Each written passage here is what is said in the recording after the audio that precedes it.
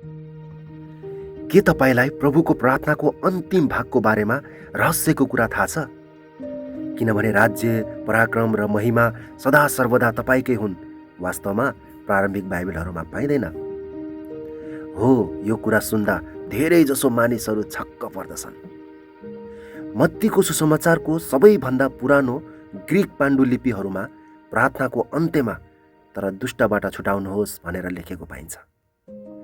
त्यो अन्तिम पंक्ति किनभने राज्य, पराक्रम र महिमा पछि प्रारम्भिक क्रिस्चियनहरूले प्रार्थना समाप्त गर्ने तरिकाको रूपमा थपेका थिए।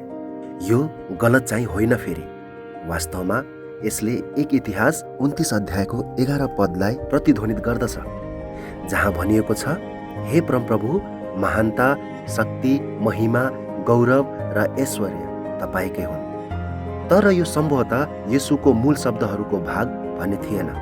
त्यसैले अर्को पटक तपाईँले प्रार्थना गर्दा सम्झनुहोस्, यदि त्यो पंक्ति पछि थपिएको भए पनि वचनले अझै पनि उही सत्यतालाई औल्याउँदछ। किनभने राज्य, पराक्रम र महिमा सदा सर्वदा तपाईँकै हुन्। आमेन।